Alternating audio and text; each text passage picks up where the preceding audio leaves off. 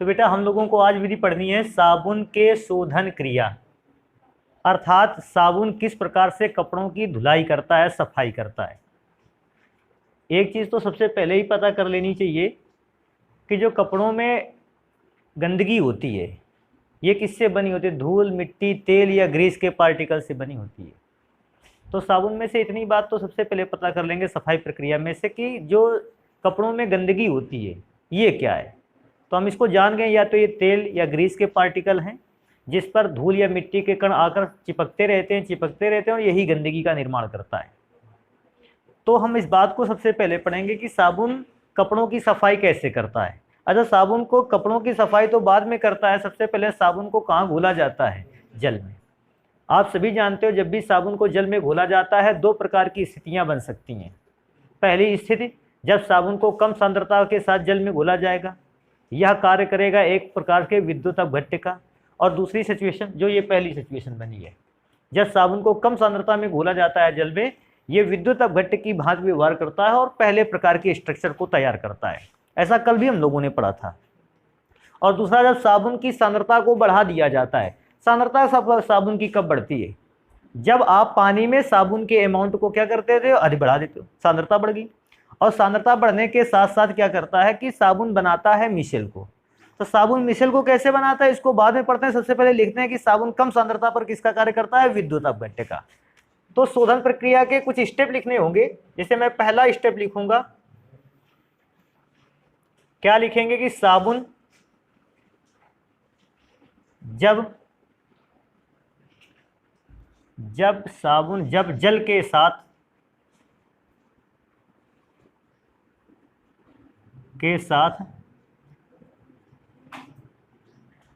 अल्प सांद्रता पर होता है। बेटा इसको ऐसे भी लिख सकते थे कि साबुन जब जल के साथ कम सांद्रता पर होता है, अल्प सांद्रता पर होता है, जल साबुन के समस्त अणु या आयन, ऐसा लिख सकते हैं, साबुन के समस्त आयन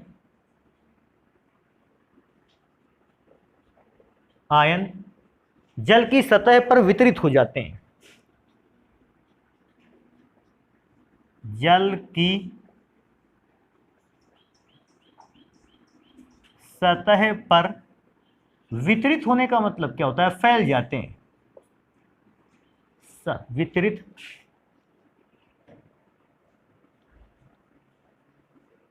हो जाते हैं, जिससे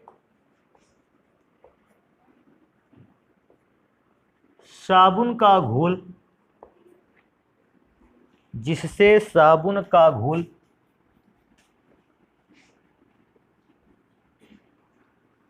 एक विद्युत अपघट्य की भांति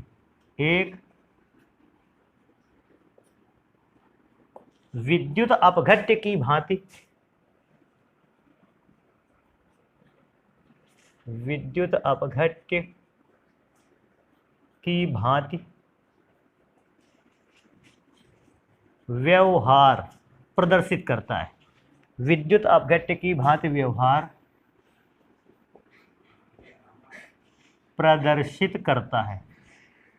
अच्छा, ये बात तो हम लोगों ने पहले भी पढ़ रखी है, पढ़ जरूर बेटा पहले रखी इसके बाद, लेकिन ये बात बेटा साबुन की सफाई प्रक्रिया में लिखनी अनिवार्य है।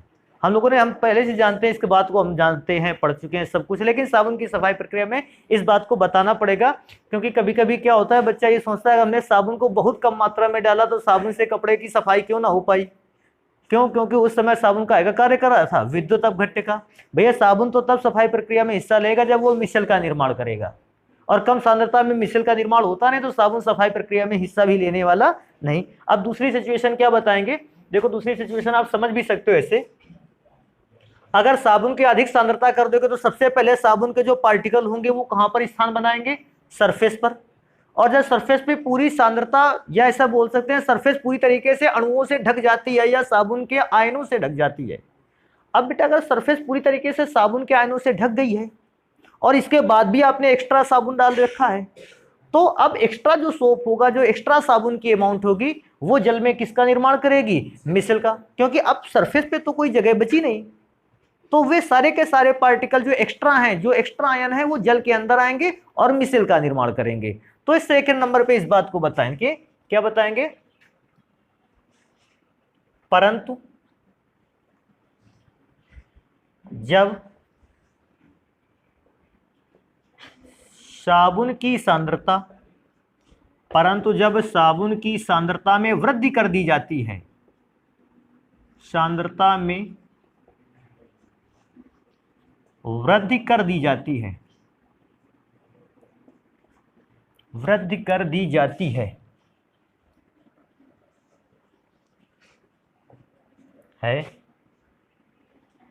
तो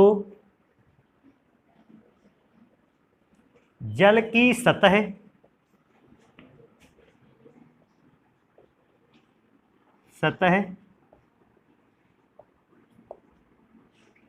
साबुन के आयनों से ढकने के पश्चात, साबुन के आयनों से ढकने के पश्चात, आयनों से ढकने के पश्चात साबुन के शेष बचे हुए आयन जल के अंदर क्या बनाते हैं, मिसेल। पश्चात साबुन के शेष बचे हुए आयन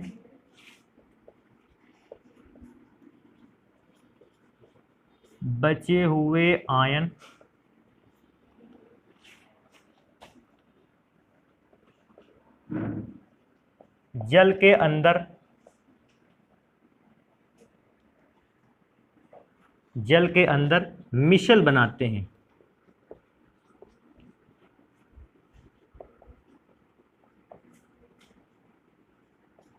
और बेटा जैसे ही मिशेल बना, हम इस बात को जान गए कि अब साबुन सफाई प्रक्रिया के लिए अवेलेबल है। मिशेल बनता नहीं तो हम ये बताते नहीं कि साबुन सफाई प्रक्रिया के लिए अवेलेबल है।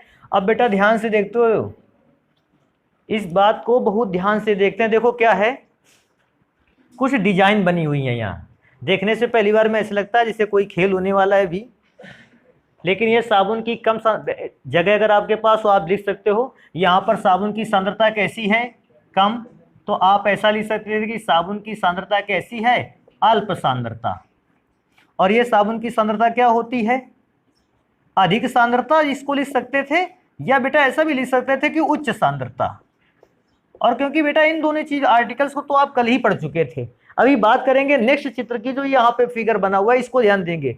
बेटा ये लहरदार क्या चीज बना है, तो बेटा इस लहरदार चीज को हम क्या बोलते हैं, समझ पा रहे हो क्या लिखा हुआ है, कपड़ा। और बेटा गंदगी का कण कपड़े पर है, तो गंदगी कण कौन सा है बेटा, ये कण है गंदगी का, दिख रहा है ना, ये कण है गंदगी का जो कपड़े की सतह पर। कहोगे सर जी कपड़ा, बेटा हम लोगों ने कपड़े को बहुत जूम करके रखा हुआ है और उसमें से गंदगी के कण को हमको देखो कपड़े से अलग दिख रहा है। अब होता क्या है, साबुन के घोल में जब आप कपड़े को डालते हो तो साबुन के जो आयन होते, भाई साबुन के दो पार्ट होते थे, मैं बताता हूँ। पहला साबुन का पार्ट होता था हाइड्रोकार्बन भाग, जिसको पूंछ कहते थे, और दूसरा होता था कार्बोक्सिलेट भाग, जिसको शीर्ष कहते थे। अब आप जानते थे शीर्ष वाला भाग जल का स्नेही पार्ट होता है, अर्थात जल को अपनी ओर क्या करता है, आकर्षित। और ये वाला भाग किसके द्वारा आकर्षित होता था, तेल या ग्रीस के द्वारा। अभी मैं प्रतिकर्षित की बातें नहीं करता हूं, ये तेल या ग्रीस के द्वारा आकर्षित होता था और जल को प्रतिकर्षित करता था। ये वाला भाग जल को आकर्षित करता था और तेल या ग्रीस से दूर भगता था। तो जैसे साबुन को पता चला, या साबुन के आयन को ये पता चला, उसको अंदाजा लगा कि यार इसमें तो तेल और ग्रीस का भी पार्टिकल है और जल का भी पार्टिकल है। साबुन होशियार था, उसने सबसे पहले अपने आयनों को एक विशेष क्रम में व्यवस्थित कर दिया। कैसे क्रम में व्यवस्थित किया कि जो बेटा साबुन का पूंछ वाला भाग है, वो सारे के सारे पूंछ वाले भाग को उसने कहाँ बैठा दिया, तेल या ग्रीस पर, क्योंकि वो भाग तेल या ग्रीस द्वारा क्या होता था, आकर्षित। और दूसरी शब्दों में बच्चे ये भी कह सकते हैं सर जी ये वाला पार्ट जल द्वारा प्रतिकर्षित भी तो होता था। और शीर्ष वाला भाग अभी भी कहाँ पर है, जल के घोल में, क्योंकि वो जल द्वारा आकर्षित होता है। तो शीर्ष वाला भाग जल की ओर हो गया और पूंछ वाला भाग कहाँ की ओर हो गया, तेल की ओर हो गया। अभी क्या ध्यान देने वाली बात है, अब होता क्या है इसी सिचुएशन पर, मिसल बनाने के लिए अभी भी ध्यान देने वाली बात, अगर बच्चे समझेंगे बेटा, इस आयन और इस आयन के बीच में भी एक गैप खाली है ना, साबुन का एक आयन और आएगा और उसकी जगह पर अपने बॉन्ड को क्या करने लगेगा, बनाने लगेगा। अर्थात साबुन तेल या ग्रीस की उस पूरी परत, उस पूरे ग्रीस के पार्टिकल को पूरी तरीके से ढकने की कोशिश कर रहा है। और ढकने की कोशिश कैसे कर रहा है, देखो हम बताएंगे। एक पार्टिकल ये भी आया साबुन का आयन, और ये भी साबुन का आयन यहां अंदर घुसने की कोशिश कर रहा है। ध्यान से देखने वाली बात, अगर ये आयन साबुन का अंदर तेल या ग्रीस के अंदर घुसने की कोशिश कर रहा है, तो ये कब घुसने की कोशिश करेगा, जब ये आयन इस तेल या ग्रीस को कहाँ की ओर उठाएंगे, ऊपर की ओर। तुमने वो देखा है गांव में छप्पर उठाने वाली बात आती है, शुरुआत में बहुत सारे आदमी आ जाते हैं उसको उठाने के लिए, फिर होता क्या है, अभी 10 आदमी केवल हैं, कहते हैं 10 आदमी उठाएंगे, नीचे थोड़ी सी जगह मिलेगी, गैप बनेगा, और जैसे 10 आदमी उसको उठाते हैं, नीचे गैप बनता है, 10 आदमी और घुस जाते हैं उसके अंदर और उसको उठाने लगते हैं। फिर जैसे उसको और ऊपर उठ करते हैं, 2 4 10 आदमी और उसमें नीचे जाते हैं और उसको दोबारा से और भी उठाने की कोशिश करते हैं। सेम चीज साबुन के पार्टिकल क्या करेंगे, देखो देखने वाली बात ये भी, साबुन के समस्त इन शीर्ष आयनों पर कैसा चार्ज है, माइनस चार्ज। तो ये आयन एक दूसरे को क्या करेंगे, प्रतिकर्षित, और प्रतिकर्षित के कारण जैसे ही ये वाला आयन अंदर की ओर घुस रहा होगा तेल या ग्रीस में, ये वाले हिस्से एक दूसरे को क्या करने की कोशिश करेंगे, उठाने की कोशिश करेंगे। किसको उठाने की कोशिश करेंगे, तेल या ग्रीस के पार्टिकल को, और ऐसी संरचना बना देंगे। देखो तेल या ग्रीस का पार्टिकल अभी बिल्कुल धंसा हुआ था, लेकिन अब ये आयन सब इसको बाहर की ओर खींच रहे हैं, बाहर की ओर खींच रहे हैं। तो क्योंकि बाहर की ओर खींच रहे हैं बेटा, तेल या ग्रीस का पार्टिकल गोलाई धारण कर रहा है। अच्छा, अभी भी ऐसा हो रहा होगा कि अभी भी जो तेल या ग्रीस के पार्टिकल होंगे, वो साबुन का आयन जो होगा वो उनको कहां, अंदर घुसने की कोशिश कर रहा होगा। इधर भी मैं बना देता हूं, ये माइनस चार्ज, ये पूंछ वाला भाग, ये भी अभी अंदर आने की ओर, जाने की ओर कोशिश कर रहे हैं। एक समय आएगा जब इस तेल या ग्रीस के पार्टिकल को ये पूरा उठा लेंगे, और ये जो साबुन के आयन है ये नीचे से भी इसमें चिपक जाएंगे, इस आकृति में देखो। अभी धीरे धीरे इस मैल के कण को ऊपर उठाते चले गए और नीचे से ही ढक लिया है। अब क्या मैं क्या देखता हूं कि साबुन ने, अगर ऐसी संरचना को मैं देखता हूं साबुन की, इस संरचना को क्या कहते थे, मिसल। अर्थात साबुन ने एक प्रकार का क्या बनाया है, मिसल, और मिसल को बनाते हुए उसने मैल के कण को कपड़े से उखाड़ कर क्या कर दिया है, अलग कर दिया है।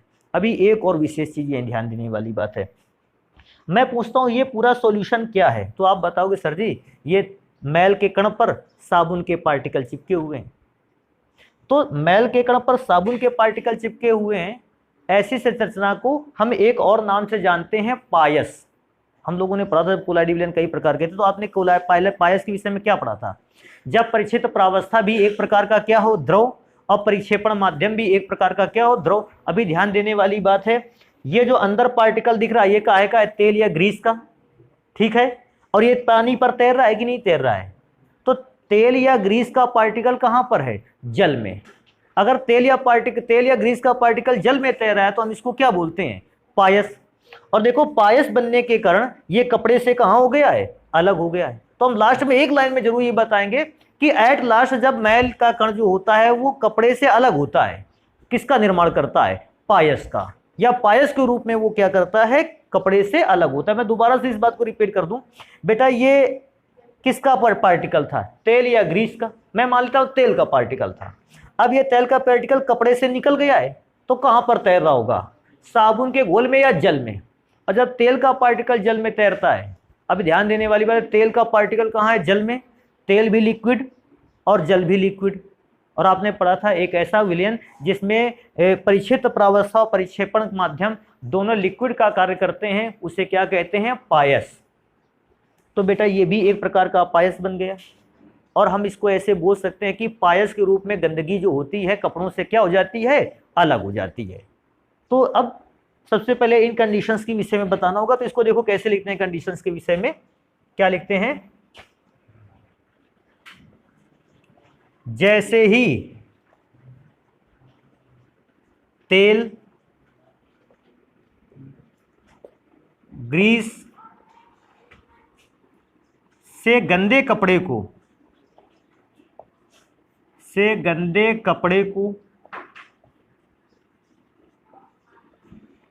साबुन के घोल में डुबाया जाता है, साबुन के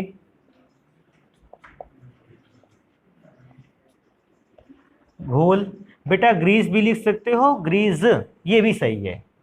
डुबाया, घोल में डुबाया जाता है, घोल में डुबाया जाता है। साबुन के आयन,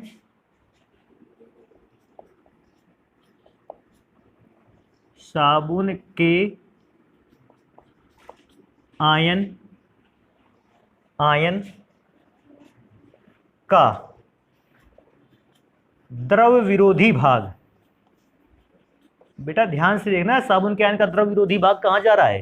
तेल या ग्रीस के कण पर जा रहा है। साबुन का द्रव विरोधी भाग तेल या ग्रीस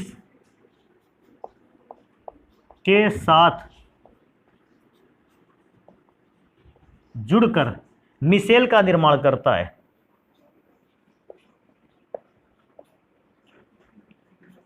मिसेल का निर्माण करता है।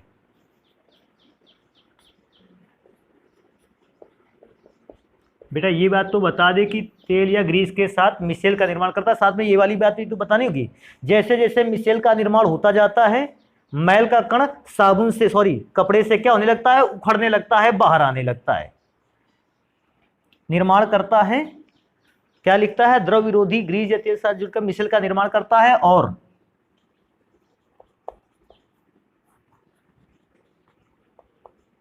कपड़े में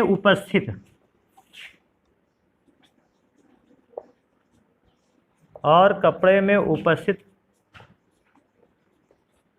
गंदगी को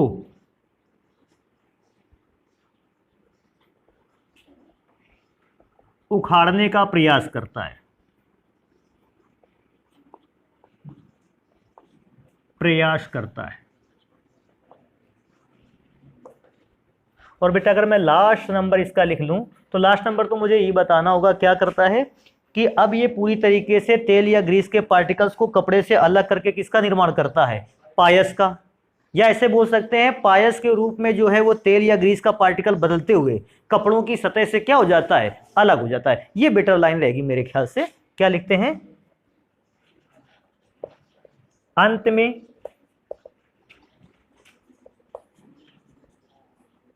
तेल या ग्रीस का कण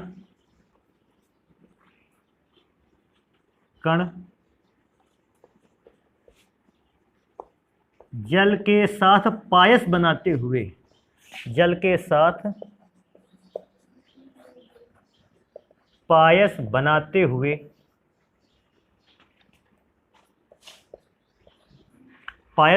हुए कपड़े की सतह से दूर हो जाता है, कपड़े की सतह से दूर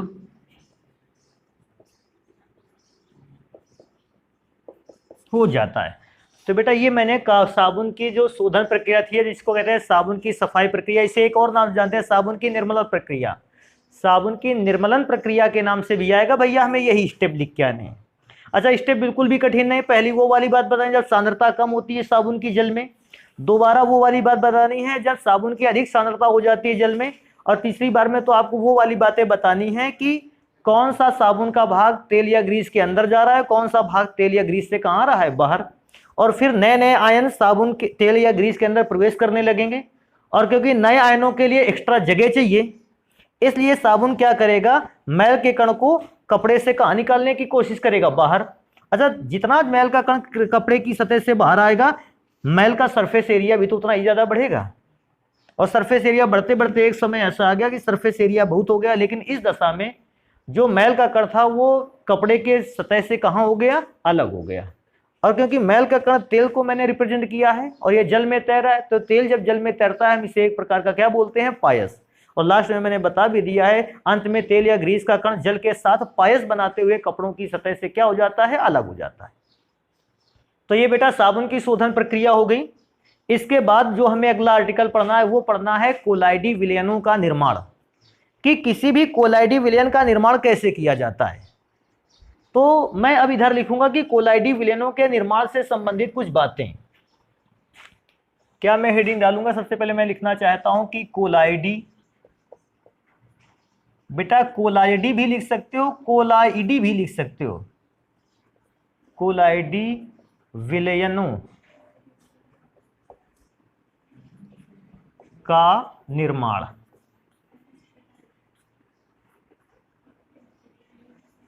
बेटा कोलाइडी विलयनों के निर्माण को आप लिख सकते हो formation of colloidal solution, colloidal solution.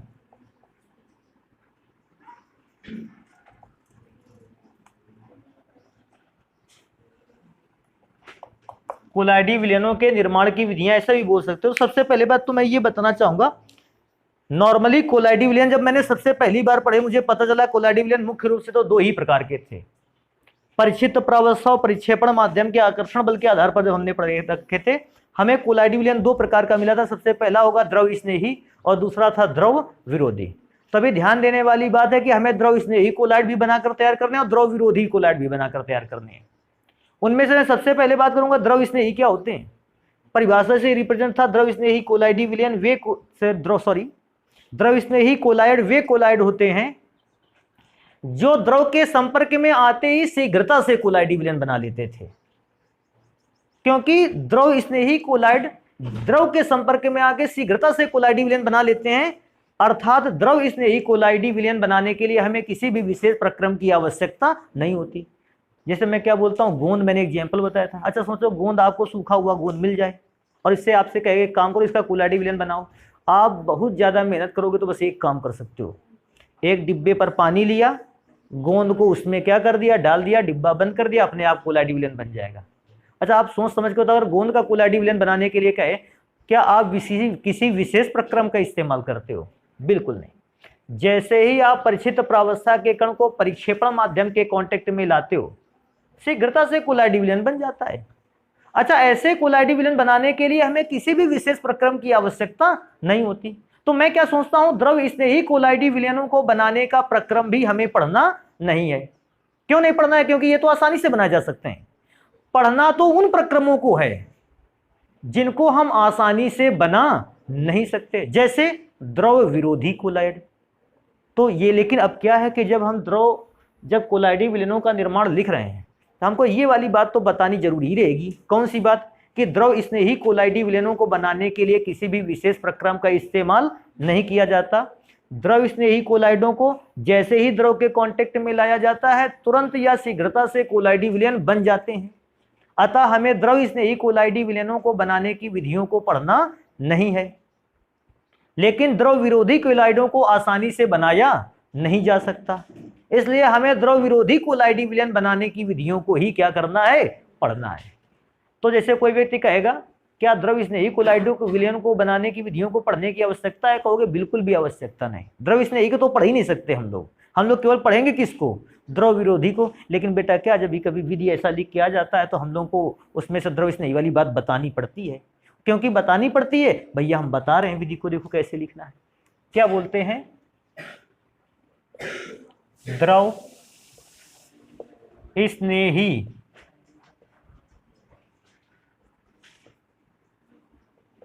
कोलाइडों को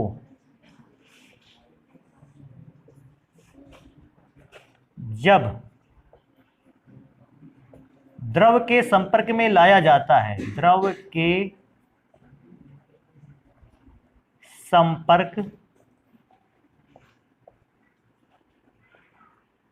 में लाया जाता है वे शीघ्रता से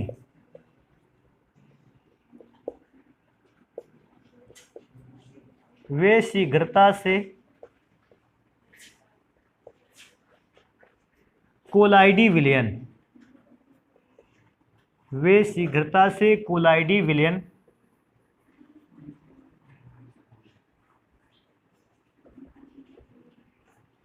विलयन बना लेते हैं। हाँ ये तो सबको पता, ऐसा तो परिभाषा में भी हमने लिखा था कि द्रव विरोधी स्नेही वे कोलाइड होते हैं जो द्रव के कांटेक्ट में आते हैं तुरंत ही शीघ्रता से कोलाइडी विलयन बना लेते हैं। ऐसा तो उन्हें परिभाषा में लिखा था, शीघ्रता से कोलाइडी विलयन बना लेते हैं। अतः हम यह कह सकते हैं कि, भैया इतनी बात तो कह सकते हैं, हम यह कह सकते हैं कि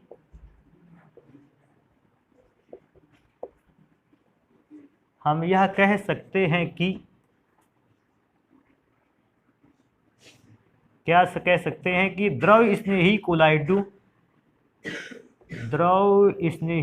कोलाइडी विलयनों को बनाने के लिए द्रव स्नेही कोलाइडी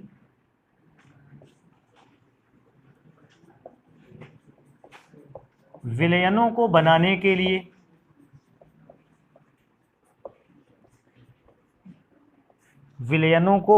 के लिए किसी विशेष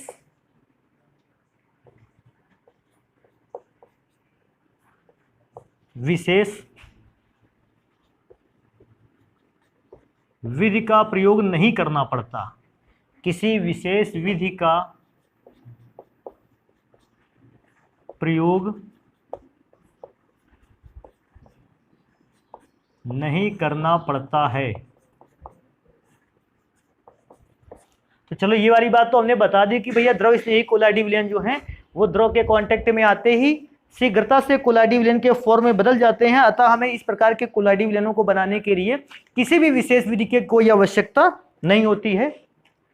परंतु बात आकर रुक जाती है कहां पर? द्रव विरोधी कोलाइडी विलयनों पर, क्योंकि द्रव विरोधी कोलाइडी विलयन तो द्रव के संपर्क में आके शीघ्रता से कोलाइडी विलयन बनाते ही नहीं थे। तब हम बताएंगे कि द्रव विरोधी कोलाइडी विलयन क्योंकि द्रव के संपर्क में आके शीघ्रता से कोलाइडी विलयन नहीं बना सकते, हमें द्रव स्नेही कोलाइड के कोलाइडी विलयनों को बनाने के लिए विशेष विधियों की आवश्यकता होती है। तो हम इस बात को, ये तो द्रव स्नेही के लिए बेटा हो गया पूरी बात। अब पूरी बात चलेगी द्रव विरोधी कोलाइडों के लिए। क्या कहते हैं? परंतु द्रव विरोधी कोलाइड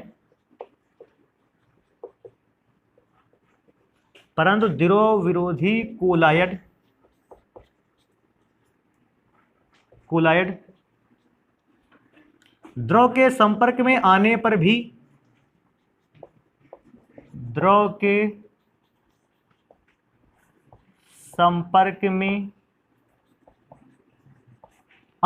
भी शीघ्रता से कोलाइडी विलयन नहीं बना पाते।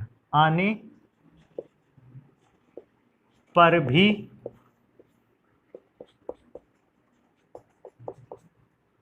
शीघ्रता से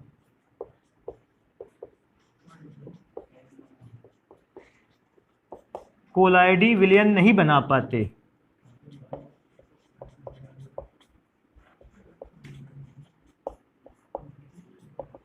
नहीं बना पाते हैं। अतः इनके कोलाइडी विलयन बनाने के लिए विशेष विधियों का प्रयोग किया जाता है। अतः इनके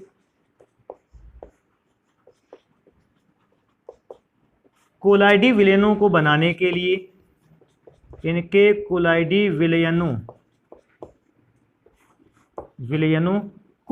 के लिए, या को तैयार करने के लिए, भैया कुछ भी लिख सकते हैं, को तैयार करने के लिए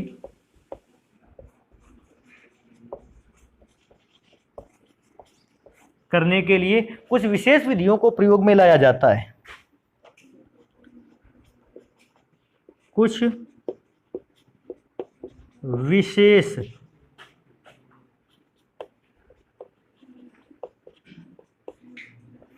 विशेष विधियों को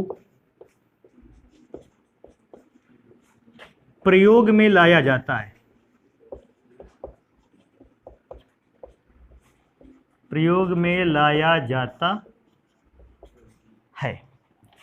और वो विधियां कौन सी है तो उसको भी लिखते हैं।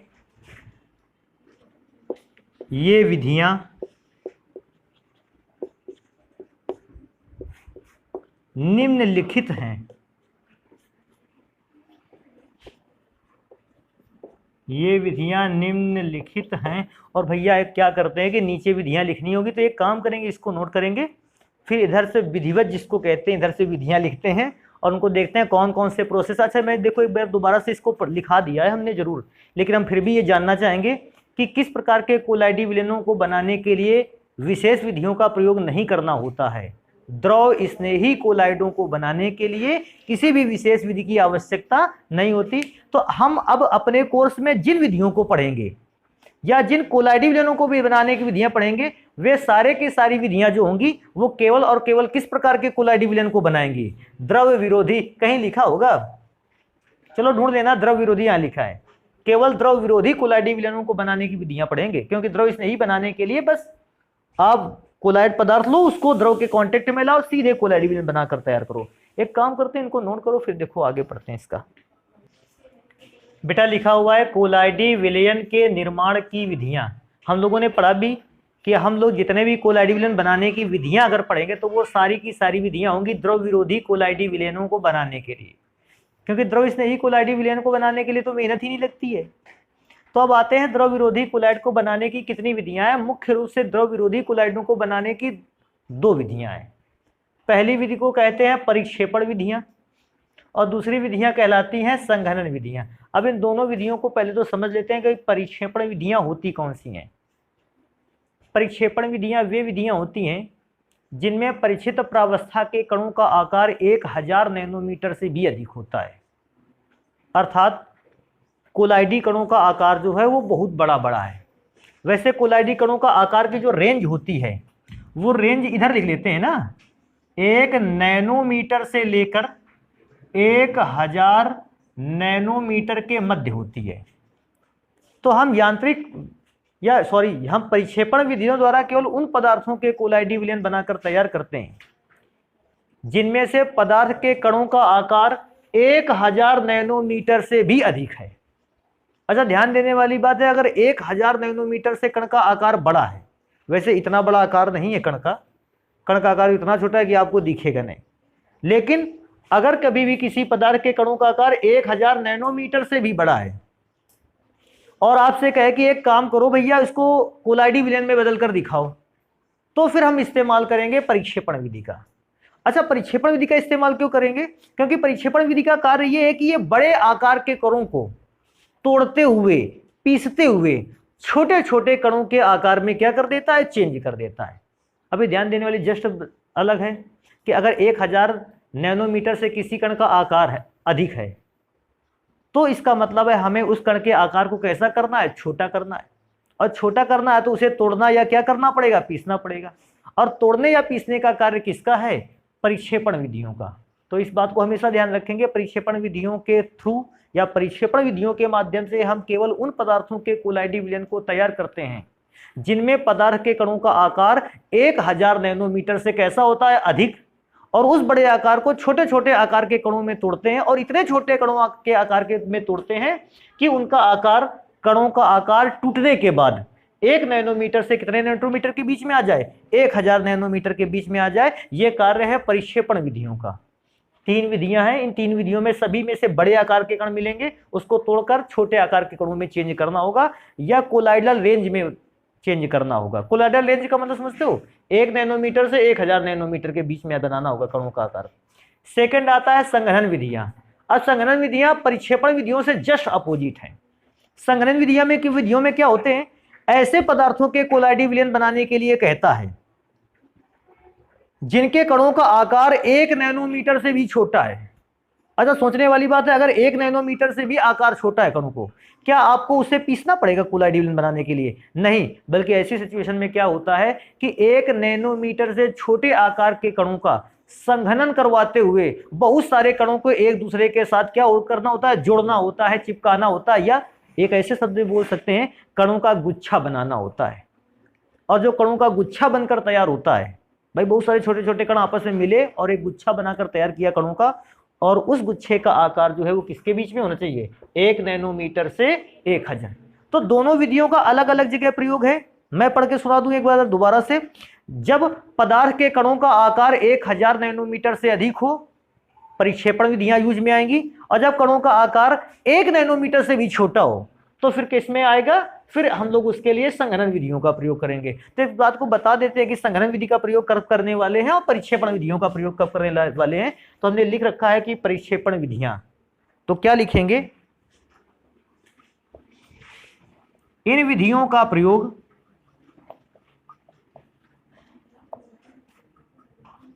इन विधियों का प्रयोग तब किया जाता है,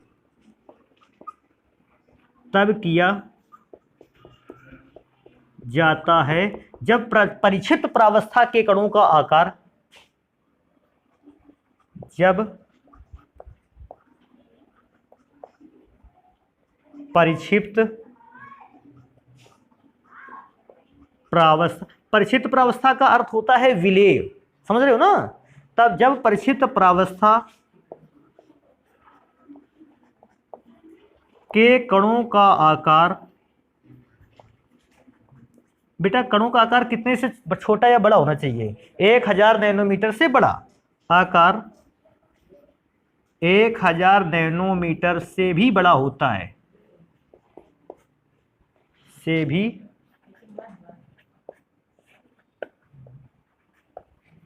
बड़ा होता है। इस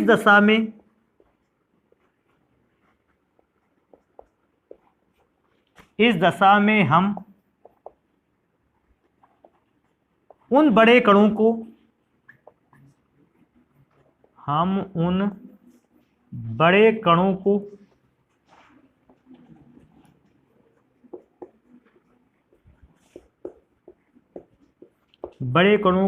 छोटे छोटे कणों में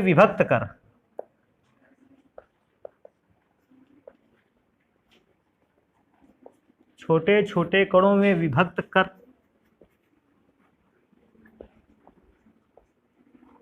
उनका आकार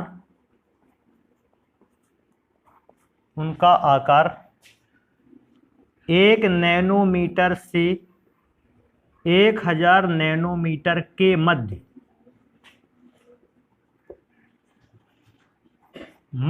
बना लेते हैं। कणों को विभक्त कर उनका आकार मध्य बना लेते हैं।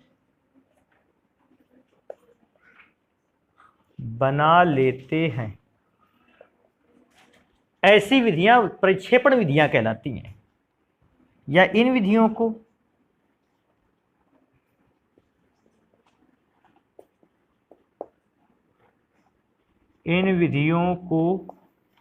परिक्षेपण विधि कहते हैं।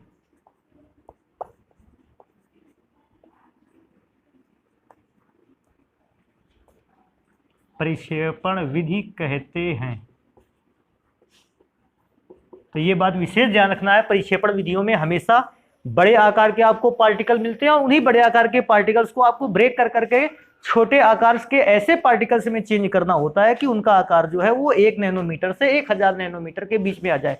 और एंगस्ट्रॉम में कहने लगे तो क्या बताओगे, 50 एंगस्ट्रॉम से 2000 एंगस्ट्रॉम के बीच में आने लगे। अगर एंगस्ट्रॉम में रीडिंग देता है तो आप उसको भी बता सकते हो, क्योंकि यहाँ डिफिनीशन में तुमको कणों के लिए बाध्यता तो करता नहीं है कि आप नैनोमीटर में लिख के आओ कि एंगस्ट्रॉम में लिख के आओ। आप एंगस्ट्रॉम में भी लिख के आ सकते हो, या आपका दोस्त जो है, फ्रेंड है, वो आपका एंगस्ट्रॉम में लिख सकता है। लेकिन आप उससे घबराना नहीं, क्योंकि एंगस्ट्रॉम में भी लिखेगा तो भी सेम है और नैनोमीटर में लिखेगा तो हम अपने हिसाब से कण के आकार को लिखते हैं। तो पहली विधि तो हो गई परिक्षेपण विधियां, और दूसरी विधि को देखते हैं, लिखता है संघनन विधियां। हेडिंग डाल दें भैया आप।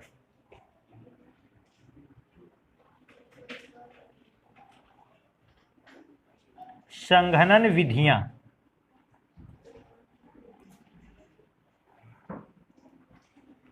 अच्छा संघनन विधियों में से क्या होता है, पदार्थ जो आपको मिलता है उसके कणों का आकार तो 1 नैनोमीटर से भी क्या होता है, छोटा।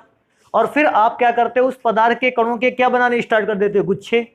और जब गुच्छे बनकर तैयार होते हैं संघनन के दौरान और फिर कोलाइडी विलयन बनता है, हम ऐसी विधि को क्या कहते हैं, संघनन विधियां। तो लिखते हैं जब परिक्षिप्त प्रावस्था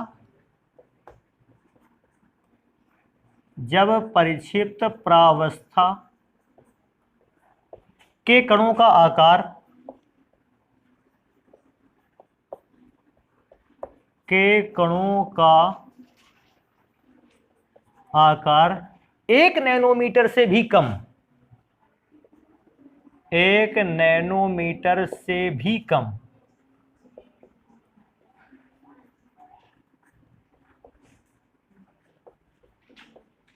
होता है, तो हम इन कणों,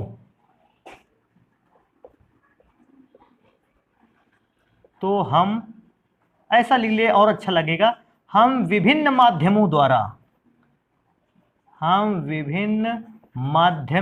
इन कणों, हम विभिन्न माध्यमों द्वारा इन कणों का संघनन कराते हुए, इन कणों का संघनन करवाते हुए या संघनन कराते हुए, संघनन कराते हुए कणों के गुच्छे प्राप्त कर लेते हैं, कणों के गुच्छे प्राप्त कर लेते हैं। बेटा कुछ कणों के गुच्छे नहीं लिखना चाहते हो तो आप ये तो लिख सकते हो, कणों के क्या प्राप्त कर लेते हैं, समूह, ग्रुप तैयार कर लेते हैं, समूह प्राप्त कर लेते हैं जिनका आकार, कर लेते हैं जिनका आकार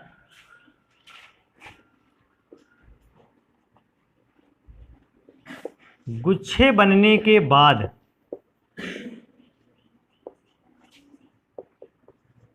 गुच्छे बनने के बाद 1 नैनोमीटर से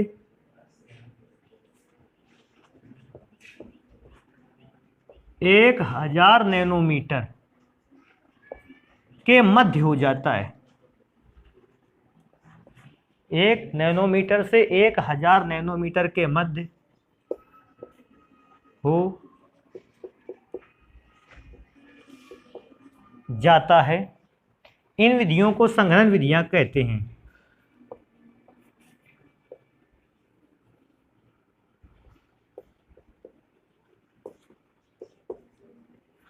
इन विधियों को संघनन विधियां कहते हैं।